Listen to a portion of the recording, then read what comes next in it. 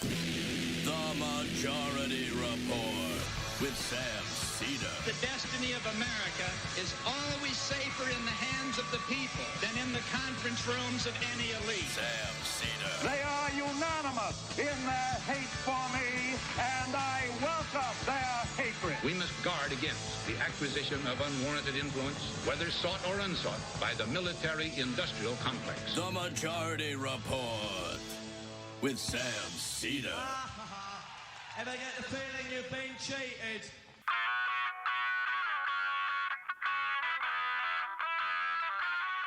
It is Wednesday, August 26, 2020. My name is Sam Seder. This is the 5-time award-winning Majority Report. We are broadcasting live to tape, steps and steps and steps from the industrially ravaged Gowanus Canal in the heartland of America, downtown Brooklyn, USA. Yes, ladies and gentlemen, day 3 of our pre-recorded shows for the vacation. At this point, my guess is it's been raining the entire time we've been at the beach. Saul has exhausted all of the 43 Lego sets that I got him. Mila and her friend are telling me that they're bored. And I have already started the day drink. However, you will get the opportunity to listen to this great interview with Richard Kreitner. He's a writer for The Nation magazine. He wrote a book called Break It Up, Secession, Division, and the Secret History of America's Imperfect Union. Really fascinating look at how we have cobbled together this nation in many respects. And in many respects, it's really being cobbled together. And it's obviously he couldn't anticipate what was going to happen with COVID. But this book looks into the notion of federalism and how it functions in this country. And, we saw some examples at particularly at the beginning of this whole pandemic, where there were states that basically formed interstate compacts. And there was really a sense of like, what's going to happen here? And that seems to be past us for the moment. But who knows what's going to happen in the future? I am sort of like out of the prediction game. Like the only prediction I feel really confident in making, and I'm making this prediction at the end of last week. That's when I'm recording this. Is that by now, there's some frayed nerves with me and the kids. That's my prediction. That one I feel pretty confident about. Everything else, not so confident. But right now, there's some frayed nerves. I'm hitting the CBD, my Sunset Lake CBD. I'm hitting that pretty hard right now. That's okay. A little bit of tincture, maybe a gummy, so that I can, maintain my composure. Kids are getting a little antsy. It's a little bit difficult. I'm with my dad. That can always be a challenge, with all due respect. My sisters, sometimes siblings will fight. So that's my only prediction I'll make. But in terms of, where this country will be and what the future of federalism holds, and who knows. But it's a fascinating conversation. It's also, he's got some other ideas about what we need to do in this country relative to democracy. You'll enjoy this. Also, tomorrow I've got an interesting interview with Steve Olson. He has written about sort of like a secret history of where we just basically had some nuclear waste. What are you going to do? And then on Friday, a great interview with Saywood Darby about women in hate groups. So, but right now, take a quick break. When we come back, Richard Kreitner on his book, Break It Up, Secession, Division, The Secret History of America's Imperfect Union. Enjoy. We are back. Sam Seder on the Majority Report on the phone. It is a pleasure to welcome to the program contributing writer to The Nation magazine and author of Break It Up, Secession, Division, and the Secret History of America's Imperfect Union. Richard Kreitner, welcome to the program. Thank you so much for having me, Sam. Okay, so let's start with let's start with some of that secret history. I think people have a pretty good sense of division, and I want to get into sort of the, what the point of secession would be at this stage in our development as a nation, or failure to develop as a nation, as it may be. But give us some of the times that the country nearly broke up. I mean, I think everybody's aware that the South seceded, and Lincoln didn't want that to happen, and then we had a pretty nasty civil war. But give us a sense of other times when there have been moments where it appeared that it was possible that the country would fracture into smaller countries, I guess. Sure, yeah, there's been lots of examples of that, and that's the story of the book. The secret history that I'm telling is both the story of attempts to break it up, and also for the first 150 years of European settlement on this continent, the failure to form a union in the first place. So the beginning of the book is telling the story about why were American colonists so reluctant to form one? Why did they not want to join together at all? And then I think that those hesitations and reservations that they had indicated something about the fragility of the Union later on. So right after the Revolutionary War, the victorious patriots kind of looked at each other and said, well, what do we do now? They really had very little in common. They spoke about their own colonies, now states, as their countries, their nations. And they weren't really sure whether they wanted to form a union that was going to last at all. And almost immediately, it broke apart. And that's why the Constitutional Convention was required. But that didn't really solve the problem either. In the 1790s were probably the most partisan decade that we've ever seen. I think on par with the 1850s and probably today. They were just at each other's throats completely. And it seemed on several occasions, like after the 1800 presidential election, where they couldn't, it was, as we might see again this year, a contested election, where there was no clear leader, and the House of Representatives couldn't decide on one. And the two sides, the Republicans and Federalists, very nearly came to blows. It was going to be a civil war. Again, during the War of 1812, the New Englanders wanted nothing to do with that war, and actually talked very loudly about seceding from the Union if Madison and the Republicans who were in control at the time didn't cave to their demands. And that goes on and on, all the way up to the Civil War. One of the interesting stories right now, of course, is California secessionism. But a lot of people don't realize that that's a very, very old idea, the idea of breaking off California and even Oregon, Washington, much of the West Coast, and forming a separate Pacific Republic is an idea that Thomas Jefferson supported, Daniel Webster supported, and had a lot of support on the ground in California and Oregon in the 1840s and 1850s. That's kind of another aspect of the secret history that we're not really taught in schools. And then just finally, I'll say, we usually think that a lot of people think kind of lackadaisically that the Civil War settled this question, settled at Appomattox. That's really not the case. It was simply a military defeat. I think Confederate apologists and nostalgists, heinous though they are, kind of have a point with that. The South simply lost a military fight. It didn't prove anything about the constitutional right of secession. And I think that you see it pop up in the past 150 years in the strangest places. There have been schemes by Mexican revolutionaries to take back the Southwest.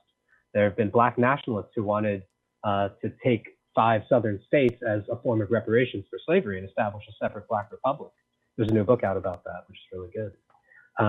And again, today you're seeing disunion and the idea of secession kind of roar back. This concept, this idea that we all thought was dead and buried, but you're seeing it in Texas and in California, in Vermont, in the South, and the Northwest, Alaska, Hawaii, almost everywhere.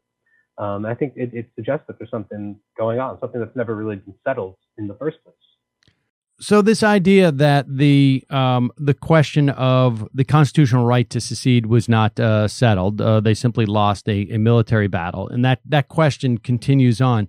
That raises, well, all right. So the reasons why historically different parts of the country have decided to secede or have contemplated, I guess, secession, have been it appears, according to your book, ranges from material things to also ideological things. Yes, or is it been primarily material?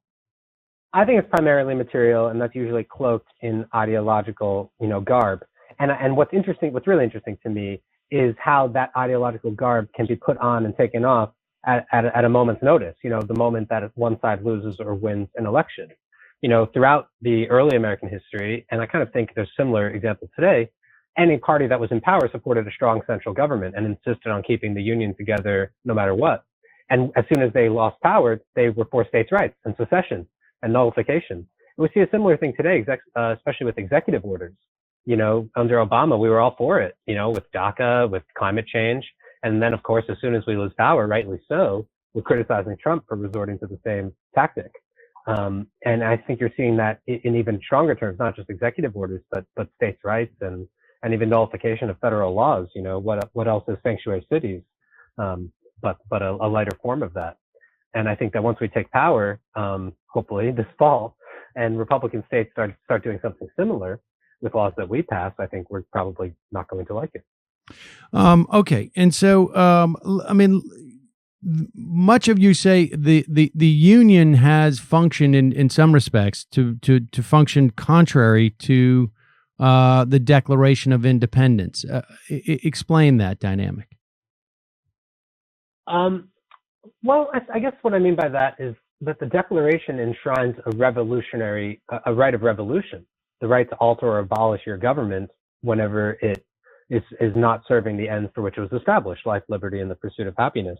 And many people throughout American history, including the Confederates, but not only them, my heroes of the book are really the abolitionists who favored disunion as a way to protest and undermine slavery. All of those people have cited the Declaration of Independence against the Union that it supposedly, according to Abraham Lincoln, created. So the idea of a perpetual union, as we like to say, seems to be at odds with the revolutionary right to alter or abolish your government when it opposes the ends for which it was established. And yet, we still have this question in terms of the constitutional right to secede. Right? Well, I don't really come down in the book one way or the other on that. Simply that it has been contested from the very beginning. I showed that 3 states explicitly reserved the right to withdraw their consent to join the Union and to ratify the Constitution as a condition of their assent originally. And I really think, and I think a lot of scholars believe, that no state would have signed on without that understanding. So that was the original understanding. The question is, what happened after that? If you ask people like Lincoln, part of that tradition, they say that in time the Union became, an unbreachable nation, something that it was not at the beginning. Whereas at the beginning it was a means to an end. For some people, by 1860 certainly, it was an end unto itself. For others, certainly for the Confederates, but also, as I show, for Northerners before that, and for many people since, it continued to be a means to an end. And people argue that side of the question. There's a time where Frederick Douglass, when he's opposed to the Union for its support of slavery, he says that of course states have the right to secede. He changed his mind on that 10 years later. But a lot of people have thought that throughout American history, that it's not totally settled, and that the Civil War did nothing really to settle it. Has there been? How genuine throughout these years do you think that impetus to secede has been, as opposed to just a threat, like I'm going to take my ball and go home? Yes, no, that's definitely a rich question. It's hard to tease out the hypotheticals of who would and who would not have gone through with it. The question is, can you make a plausible threat? And if you can, you probably are going to get what you want. I found throughout the book that secession threats succeed. Threats to secede tend to succeed. If you can make a plausible threat that you're going to take your ball and go home, the other side kind of needs to give you what you want, unless they're ready to go to war over it or see the Union break apart. And it's Lincoln's decision not to give in 1860, 1861 that I think is truly revolutionary and truly, genius and heroic. It had been the tradition to always give in to Southern threats. In 1833, during the nullification crisis, they gave in, they lowered the tariffs. In 1850, the fight over Western territories, the North also gave in. But in 1860, 1861, Lincoln refuses to. And I think that that's kind of, that carries a kernel of disunionist logic to say, no, we will not compromise for the sake of the Union. We'd rather go to war. I think that's kind of the spine that we're lacking in many, Democratic leaders today.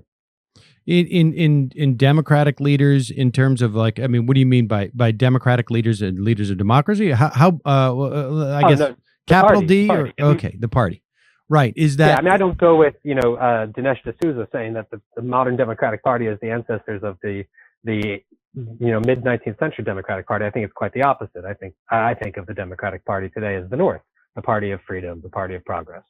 And I think that we give in to Republican threats all too often, and I think that there's a certain analogy there to the 1850s. And it was only when the North, found its own spine and and countered Southern threats with their own disunion threats, especially after like Dred Scott, for instance, truly appalling, Supreme Court decisions, and we're seeing some of those again today. It was only when the North, countered and said, well, we also think that the Union is only worth keeping together if it serves certain ends. That's when you had the crisis. That's when you had things brought to a point. I don't want another civil war. I don't want 750,000 people to die. But I do think that standing up for what you think is important is all there is. And I still think that the country is meant not to stay together for its own sake, but to serve certain ends. And it should stay together only so long as it does so. Simultaneously, when you look back on this history, you find that in many respects, white supremacy, imperialism have functioned as the I don't know, is glue the apt metaphor, or is it Yeah. Is it more of like a caulk? Like there's a little bit of give in there. Yeah, no. I think I'd go with glue. I think that's a really good point, and that's another major theme of the book, showing that yes, the country stayed together. That's great. I think a lot of people today say we're going through really difficult times, but we've had difficult times before, and we survived, so we should take heart, and if likely we will do so again. And I say to that one, no. It largely stuck together through chance, and especially through really odious compromises that enshrined white supremacy and, as you say, imperialism as well, from Indian removal to, wars abroad in like 1898, the Spanish-American War, as the mission of the country. And those were the terms on which the country could stay together. Indeed, the only terms on which the country could stay together. So if we're hoping, this goes back to what I was just saying, if we're hoping that the country will stay together no matter what in the coming crisis, well, it's that you're giving away the game. You're basically saying we will agree to anything. We will agree to forfeit all of the demands for justice that have, been raised so memorably this year. We're willing to give all that up for the sake of peace and compromise. And I just don't think that we should say that from the outset. I think that's kind of the lesson of the Obama era, and that's kind of where the thought that led to this book came from. Well, yeah, I mean, talk about that. I mean, I mean, there's multiple ways of interpreting the failures, to the extent that those of us see failures during the Obama years. There's multiple ways of perceiving those failures. One being that there was a failure of, I don't know, for lack of a better term, maybe partisanship or understanding of partisanship, that the Republicans had decided, we're entrenched, and therefore the Obama administration needed also to be entrenched. The other perspective is that maybe there wasn't, the Obama administration did not maybe there wasn't as great of an ideological difference as maybe it looks like from the outside. And in fact, this compromise was not simply a function of like, let's hold things together, but like, this is sort of where we want to land anyways. And they just got the Republicans that wouldn't take yes for an answer. Right. Yeah, no, I think that's a really good point. I think a lot of it is, negotiating, starting from a position of weakness or of compromise, and then negotiating from there. And then, yeah, the Republicans just would refuse to play ball at all. But I started feeling late in the Obama era, when these executive orders were coming down, like 2014, that there was a serious constitutional obstacle to what we were trying to achieve. And that was largely the Senate. That was the Supreme Court, gerrymandered Congress, which now has been ratified by the Supreme Court. And it just seemed to me like the need to bring along the entire country in order to get anything done, to get health insurance, to do anything on climate, like that was what was blocking our program, what we wanted to get done. And it just seems like the nature of the country was such that it would never arrive. We were never going, I was for Bernie Sanders both times he ran for president, but I'm not terribly surprised he wasn't able to push it over just by the composition of the country. And I just wonder if you compose a different country, maybe we could have some of those things. All right. Well, let's look at that. What would be? What's the impetus here? Is it on ideological grounds, or is it on? From the perspective of someone, and you and I share, I imagine, an ideology, and we look at certain things as material, right? Like saving the planet. That's a material benefit. That's not ideological. I don't perceive dealing with climate change as ideological. Medicare for all. That's a material benefit for people. The people who disagree with that, at least a certain segment of them, perceive that as purely ideological. The global climate change is not there. They would just say you just want a different way of organizing things. So what would be the point, and whose point would it be? I guess to secede, and then we'll look at more at like the mechanics of it. Yeah. I don't support secession at this moment. I'm simply raising it as a possibility down the road, and I think one that we should be open to. If we're talking about the arrival of fascism in America, then I don't really want to be a part of that. I would prefer that I live in New York. I would prefer that the Northeast, I don't know, take steps I think appropriate to that level of crisis. I don't think we're there yet, and I hope we won't be. But you might be able to, I don't think, if your question about ideology, I don't think that the point of secession or of disunion, or even a lighter version, which, we can call devolution, while maintaining the form of the United States, the point is not ideological purity in each of those new components. I think that's kind of a hopeless, foolish cause that could probably lead to all kinds of violence and mayhem. The idea is not to not be part of a country with people with whom I disagree. I don't agree with that completely at all. The idea is that perhaps we can get more done closer to home. Maybe we don't need to be arguing over every single issue in Washington. And that will require trade-offs. Perhaps, I raised this in a piece, perhaps the West Coast and the Northeast can have universal health insurance, but we have to give up on the right to determine reproductive rights policy in Mississippi. Is that a worthy trade-off? I don't know. I don't think so. But I don't know. I think that's kind of where this country is headed, is questions like that, is coming to some kind of new truths, which would require, trade-offs. But I think there are trade-offs with the current system as well. And you mentioned climate change. So wait a second. I want to stay with that example. So the idea is, you're saying we wouldn't necessarily break up for there wouldn't necessarily be secession, but there would be a broad understanding that we're going to have different rules in different states. On some level, that what you're talking about, it seems to me, is sort of like the Federalist Society, right? They want to do that. That's as far as they will take it in terms of abortion, for instance. I think there's every reason to believe, particularly if we lose another Supreme Court justice in the next couple of months, but even going forward, that we will probably get to, if not a declared, an explicit situation like this, but certainly one in practice, where abortion is legal in some states and illegal in others.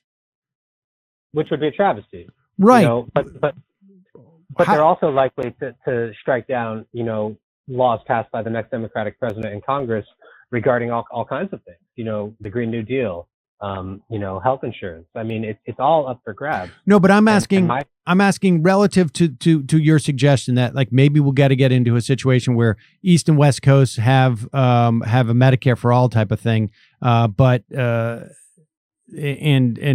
abortion's outlawed in Mississippi, let's say. I mean, what are the mechanisms for that? Right. So, I mean, the devolution example, what I was going to say about the Federalist Society is one difference that I have with that, traditionally conservative view, is that I have no respect at all for the states. I think the states are arbitrary beings with no real organic purpose to them. I think we should abolish the Senate, for one thing. But if we were to break down the country rather than break it up, I would propose regional formations, about 8 to 12 of them, which would take most of the power from the states and the federal government. I don't believe in states, basically, where I think most, traditional constitutional so-called conservatives do.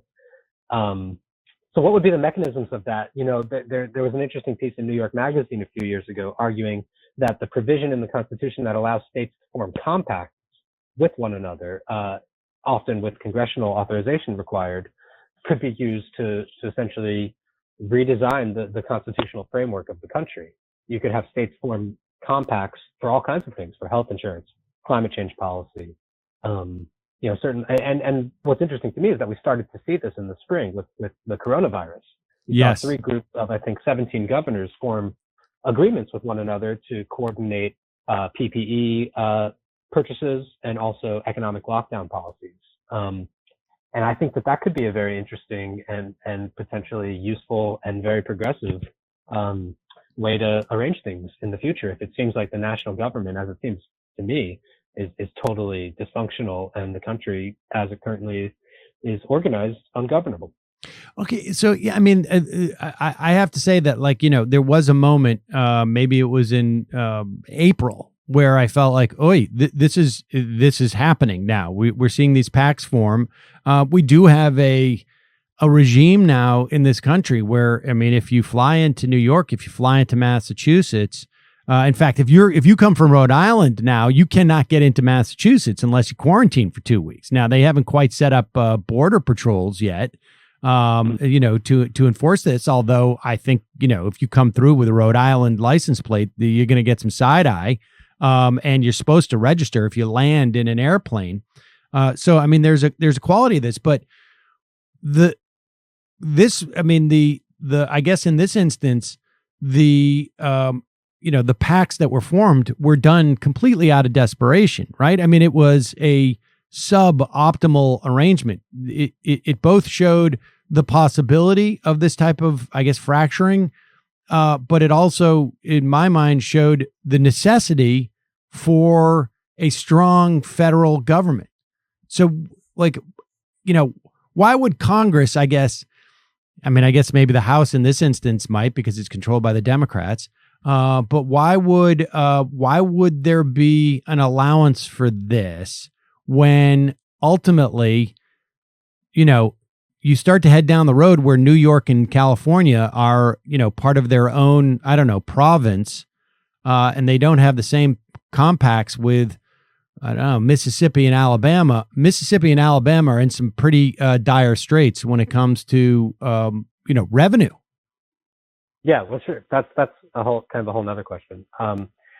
I don't see this happen. A couple things. One, yes, there was this moment in April. Perhaps it seems to have passed. But what about this November? If the worst comes to pass with the election, Trump sends his goons into Democratic cities to, guard the polls. There's 2 presidents, trying to be sworn in on Inauguration Day. Things can get messy very, very quickly.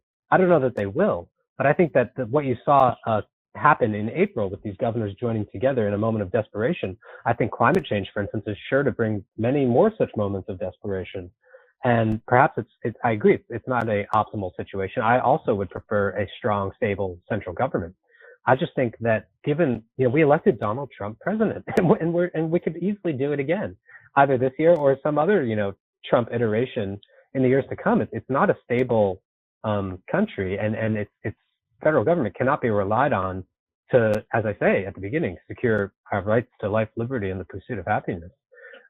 So we might have to come up with, contingency plans, and by we I mean Democrats, progressives. If we're not able to get the country and the government that we want. And will we? But I mean, will we? I mean, you know, if the answer is that type of fracturing, so that you know the Northern and Western Alliance, let's call it, you know, New California province can deal with climate change. I mean, on some level, like we're still not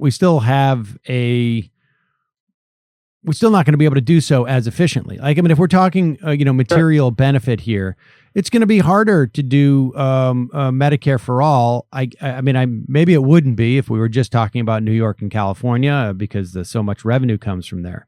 But, you know, a state right now, states have, maybe not so much under Donald Trump, but certainly under Obama, had the right to do a single payer healthcare system, right? Vermont was contemplating doing that, but they got scared off by the amount of taxes that it would involve, at least in the context of that state.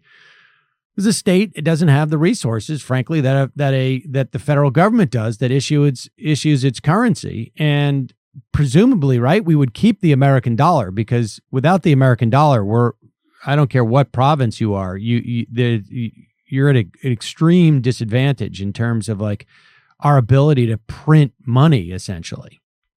Sure. Yeah. I mean, there's a lot to chew on. I don't go into the book at all on the question of like, would each of these new regional formations or countries have their own currency? You know, it's a history. It's not like a program for exactly how this would work or answering every question. I kind of hope that other people will take up that task. As for health insurance, you know, you have lots of countries the size of maybe not Vermont, but certainly New York, certainly California, who have universal health insurance, who don't have the resources that either of those states alone, much less together, have. If you were to seriously redraw the relationship between states and the federal government, you know, New York and California, you know, get back much less than they send out to Washington in federal tax revenue. Right. So if we were to, you know, defund the American military, for instance, I think we'd probably be able to afford Medicare for all. As for climate change, I think that's the really important point. I think that's the reason to stay together. If we can do something nationally and thus internationally, you know, as in leading the world or whatever, on climate change, I think that is a really good reason to stay together as a country. Akin to, you know, ending slavery. That was Lincoln's point. We should stay together because we stand for liberty. We can actually do something really important in the world, which is set slavery on the course of ultimate extinction. That's why he decided not to compromise and to go to war, you know, as a bet that the country would in time become worthy of saving. And I think that the same is true today with climate change. But if we wake up one morning and it seems like that is never going to happen, and I think we're pretty close to that, then perhaps we should divide and split apart so that the rest of us can do something. You know, you have California right now trying to pass their emission standards and the federal government standing in the way. That's just one, you know, that's the first kind of example of that. But I suspect certainly if Trump is reelected, I suspect we're going to be seeing more of that. And I think that people's calculations, our people, progressives, calculations about whether the union is worth it might begin to shift. And that may be a good source of leverage. I mean, have we in the course of your reviewing this history, have we ever had an administration that has been so hostile to the idea of the federal government? I mean, that's what it seems like. You know, there are certain things that they like, right? The ability to, we have access to federal prison guards. We have access to federal ICE SWAT teams. We could use those. But I mean, I'm talking in terms of like the other broader functions. Have we, because the response to the coronavirus, there is no scenario where I would have guessed that if we are struck by a pandemic, and maybe there's a failure of imagination on my part, if we're struck by a pandemic, the federal government's response is basically going to be like, states, you got this. I mean, it would be the last thing that I would think would happen. Have we ever had a federal government administration that is so hostile to that concept? I think we have. I think the anti-government, the anti-federalist, you know, to use the original term, ideology in American history is incredibly strong. You know, Jefferson came in and defunded the federal government. He was against, you know, spending. And that was true for like almost most presidents up to Lincoln before the Civil War and for several after. Well, many have been hostile to the federal government. You know, look at Herbert Hoover. I mean, he didn't want to have to do anything with regard to the Great Depression. I think what we have not really seen, and you see hints of it in Nixon, but nothing real at all until Trump, is a president and an administration so open about that the fact that they only represent and really only govern one part of the country and have absolutely no concern at all for the other part. They don't even give lip service to the idea of representing those who did not vote for them and for him. And that I think we have not seen. And I think that makes Trump the most divisive president in American history, intentionally so. And I think, some people have aptly called him the second Confederate president, of course, because of his, overt sympathies for white supremacy. But I think that it also applies with his use of disunion essentially as a governing strategy. And as I say, you see some of that in Nixon, but nothing like what we see now.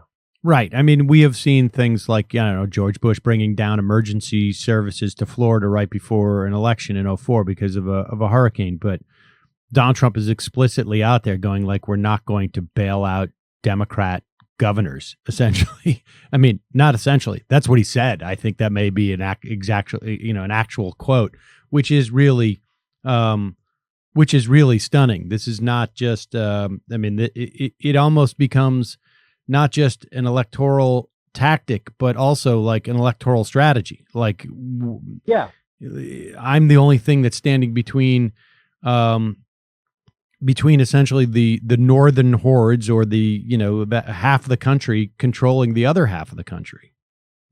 Yeah, well, the thing about the blue state bailouts in the spring was really interesting because you saw a lot of people on the left kind of reflexively say, hey, wait a minute, you're not bailing us out. We bail you out every single year. I would love to stop doing that. And then, the implication was we could have Medicare for all. And then you had this whole other part of the left saying that's horrible. What kind of spirit, what kind of solidarity, is that? And I think that this is probably going to define the divisions on the left for the next decade or so. And I'd be, I'm obviously curious to see which side wins out. But I think that a lot of us are getting absolutely fed up with not calling the shots in a country that, one, we have the majority in, as your show aptly puts it, and that we fund by far the majority of with economic activity and tax revenues. So hopefully, I hope that the book stirs people on that side of the political divide to start thinking in those kind of empowered terms. We don't need this. I mean, it really is stunning. I still think we do, but the day might come with. It really is stunning when, and I don't think most people have this in the forefront of their consciousness, but something like 40 some odd % of the country controls 55%. That's all you need of the U.S. Senate.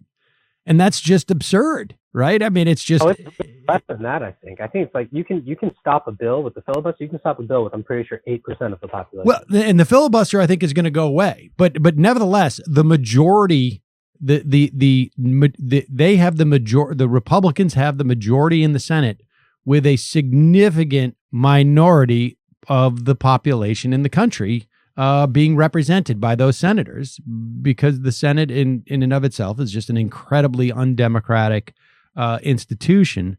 And I don't know that people have that in the forefront, that there's a whole host of things that, at the very least, ostensibly should be within our reach to get in terms of material benefits, except for the fact that a minority of the country has said, we're not going to allow that to happen. That's precisely right. And I really think that abolishing the Senate or otherwise taking away its veto is really the only thing that we can do to save the country, because I think that we should be putting the demand forward of do that, abolish the Senate. I also think there's other things, the Electoral College, radically expand the size of the House of Representatives. But the Senate, as you say, is the real choke point. Abolish the Senate or we walk. I think California is going to start saying that. And I think that I hope we choose to take the path of constitutional reform. But I think that this is something that the left needs to start talking about. I don't think we talk about the Constitution enough. Right. And having this in our forefront provides a certain amount of leverage, and perhaps maybe something that would stiffen the spine of those people who are at least presumably advocating on our behalf. Richard Kreitner, the book is Break It Up, Secession, Division, and the Secret History of America's Imperfect Union. Thanks so much for your time today. I really appreciate it. Thank you. Really enjoyed it.